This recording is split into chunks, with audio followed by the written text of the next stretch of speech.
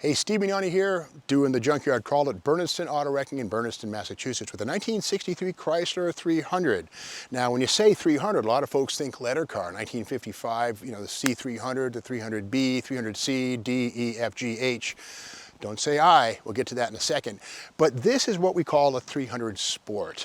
1962 is the first year that Chrysler actually offered the Chrysler 300 without the letter in a decontented form with small two-barrel 383 power, no more dual quads. The letter cars are still available, but here's the thing. These sport models had most of the 300's luxury items and sport items, but were not powered by big engines. In fact, there were 24,665 Chrysler 300 Sports, and of them, only 9,423 were two doors like this. In other words, yeah, you could get a four-door 300 Sport, which is something in the letter series. You could not get a four-door letter car ever. But here's the thing, the price on this thing was $1,800 less than a comparable Chrysler 300J of 1963.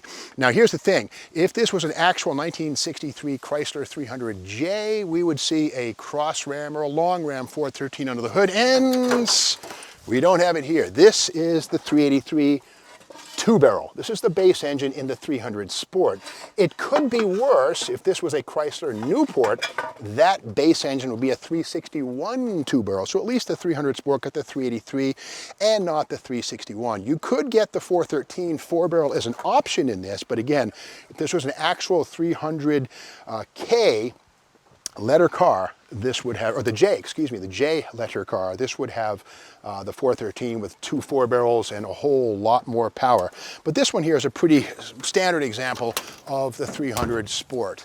Now we get into the side of this thing, and this is an all-new platform for 1963 and 64, a two-year styling cycle for this body here. Elwood Engel arrived from Ford and kind of toned down Virgil Exner's excesses.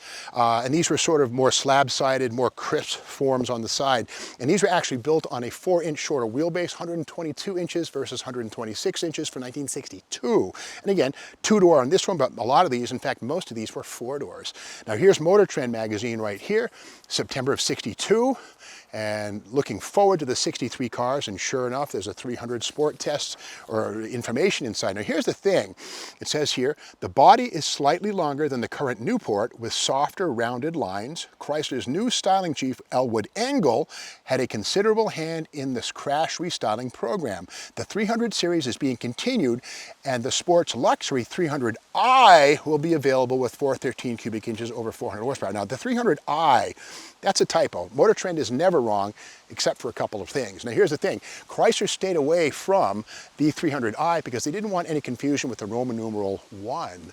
So there was no I, there was a J, K, but no I. So with that said, this is a mistake right here. And another mistake that Motor Trend made was canceling Roadkill's Junkyard Gold. Just saying. Okay, let's look inside this and open that door. And before we do that, check out that seat right there. That's the back seat. And it sort of looks like a couple of buckets, but in the middle, that very cool die-cast metal 300 speaker grill. Little things like that made the 300 Sport just about as cool as the actual 300J letter car for 1963.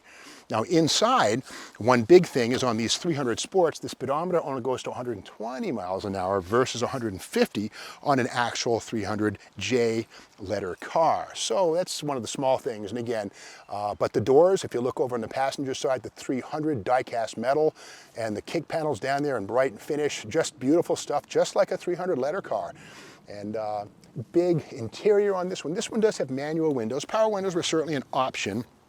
But again, the 300J was this car's big brother. Now the rear axle is missing here, but it would give us a chance otherwise to see the new 11-inch drum brakes replacing the 12-inch center plane brakes used in 1962. So a lot of differences really in 1963 and 4. In fact, this is the Johan 1964 Chrysler 300, and this is again the second and final year for this styling cycle. But look at the rear quarter panels, those little fins right there, and the octagonal or sort of rectangular taillights. Well, 63, the taillights are round, and there's no sign of tail fins. So again, the 63s and 4s are similar, but not the same. Another thing too is getting back to that long ram engine here in this model instruction sheet, these long manifolds right here, that's called the, it's a long ram intake, not to be confused with the short ram on the Max Wedge, or the one-piece stuff from 62, 3, and 4 on the 413 and 426 Super Stocks. But again, these long ram things were classic Chrysler 300 letter car features.